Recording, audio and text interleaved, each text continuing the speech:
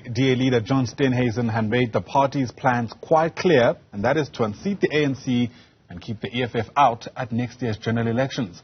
He says the party has what it takes to lead South Africa. Steenhuisen beat Mpho Phalatse to clinch a second term as DA leader at the party's Federal Congress, which was held in Midrand at the weekend.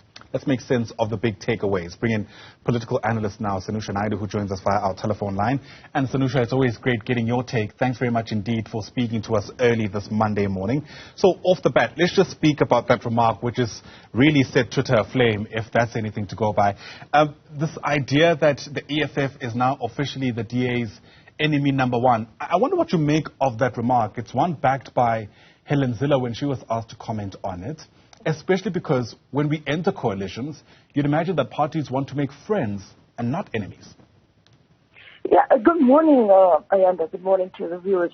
It was quite interesting because even before, in the run-up to the election as well, I think the experience from what they've had in the coalitions in Gauteng also makes them feel as if now this is where we need to start focusing this kind of a much more aggressive, a much more reactive approach in terms of trying to ensure that whatever coalition we see coming down the line, particularly after 2024, we're going to make sure that this is not one that puts us in the position we found ourselves previously, but also to try and use that kind of fear tactic that any coalition that you see with the ANC EFF is going to be one that's not going to be productive, have any kind of utility, but also kind of one that could be destructive for the country. And that kind of makes one go back to the 1990s when you had that kind of fear threat, that sex perception that became part of the DA's electoral strategy that, you know, if you vote for the ANC, you may not necessarily be enjoying access to resources, you won't be basically your interests will not necessarily be front and center. It seems to be coming back to that in some way or form, but this time around, it's, you know, an ANC EFF coalition spells doom for the country. Do you think that'll work? It's very difficult to see that coming into fruition. There's two things that need to be very clear in the strategy. One is you've got to be really clear that people are going to say, or the electorate is going to say, okay, this is something that we have to think about much more strategically. And remember, he also, Mr. Steenhuisen also spoke about the fact that he brought in the Zimbabwe context within that statement that he made about the ANC EFF. But will it work? It depends.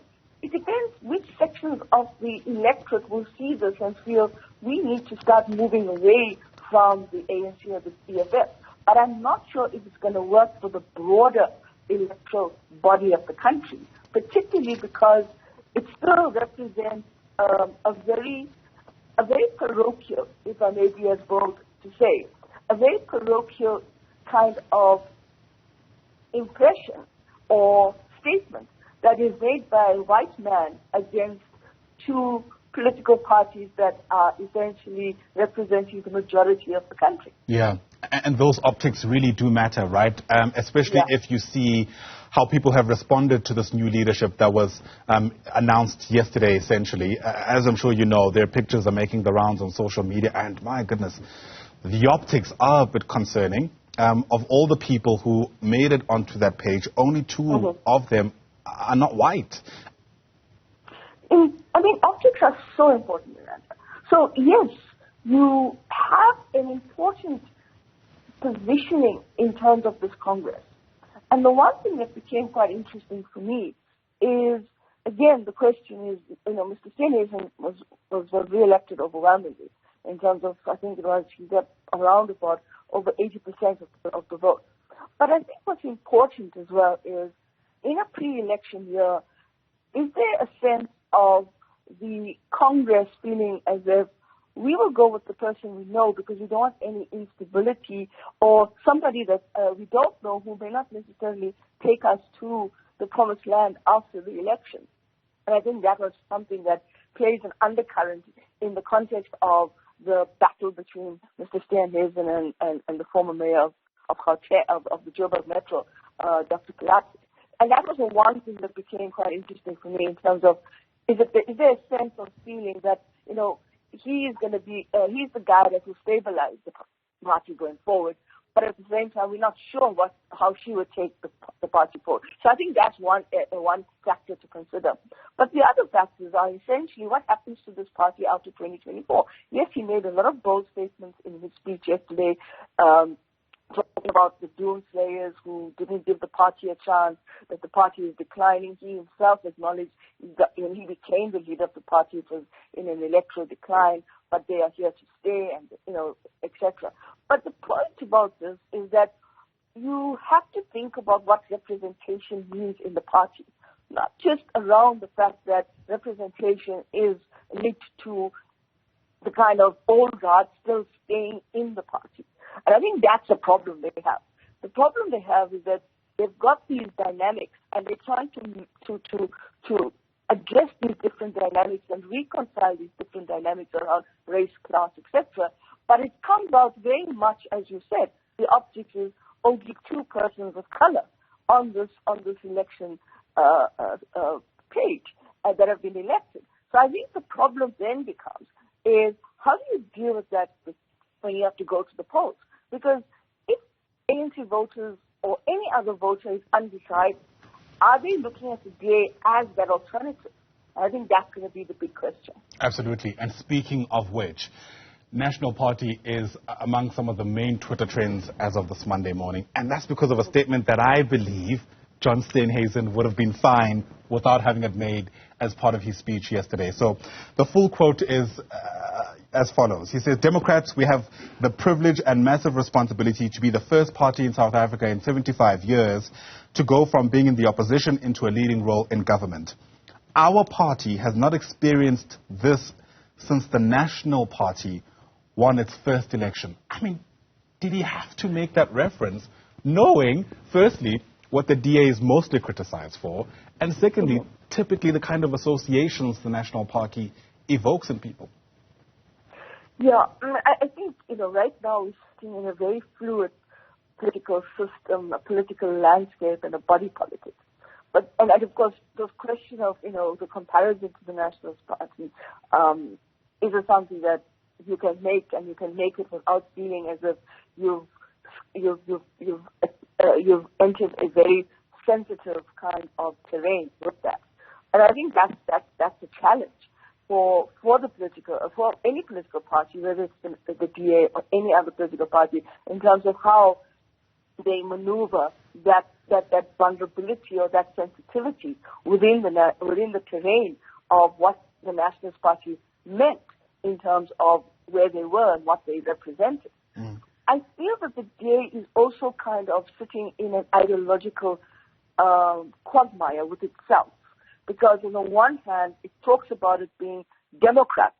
On the other hand, it actually is struggling with a variety of different members who, whilst understand what democracy means and what the ideological dispensation of democracy means, I think there's an uncomfortableness among some members of the party who don't necessarily look at the kind of very, very rigid approach to the liberal interpretation of democracy and of how it's being applied.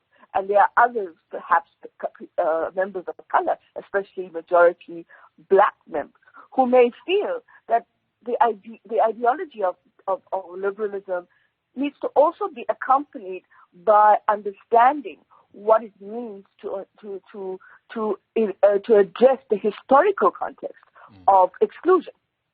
Yeah. And that is where I think sometimes there's this tension in the party between those two sections of the party and those two constituencies where it's a very rigid approach. I mean, one of the other things he said in the state, in his address yesterday, was that any coalition has to be about DA values. What makes DA values different to any other coalition values? Right. Why should those take precedent? I had mentioned that it's two leaders who are people of color. In fact, I missed one, so it's actually three of them, but the point I think still stands.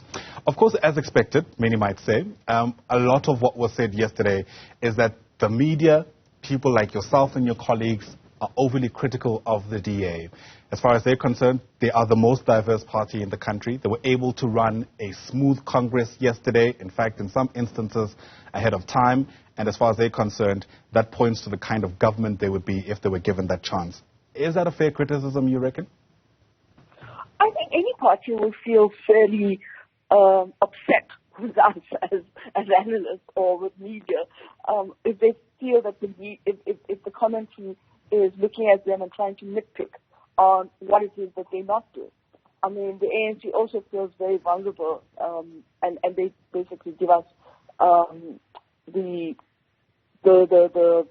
factors to the impact of what they do makes us feel as if we need to raise these criticisms. It's not necessarily the DA is doing something wrong. It's just that we're trying to understand where the DA goes post-2024.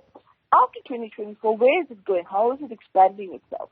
I mean, it is part of the course that within a political party, you will have tensions. There's part of the course that within a political party, you will have differences of opinion. And the way in which interpretation of how you want to go forward will have these different interpretations. And that's not necessarily criticism because you just want to criticize the DA. It's criticism to understand in a multi-party democracy, in a non-racial democracy as most people talk about, and we're not there yet, and we're not there at all at that. These are challenges for political parties going forward. And it does actually raise questions around the fact that whilst you may want to claim that you've done well, and the APA has done well in the Western Cape, we cannot ignore that. But it also has to understand that the Western Cape is a very small microcosm of what happens in the broader context of South Africa at the national level. And there's not a perfect fit for the DA always in the Western Cape, to be quite honest. There are challenges that need to be addressed. But absolutely. I think the problem is that you've got to accept that the DA's mandate going forward has to change in certain contexts, in certain circumstances. And that change needs to be about, as you said, around how do you diversify representation at the top end of the leadership structure, but also how do you create a comfortableness amongst younger people to say, look, I like that party, I want to vote for that party because they do represent my interests. But when you start playing these kinds of divisive politics and scare tactics, then people become hesitant.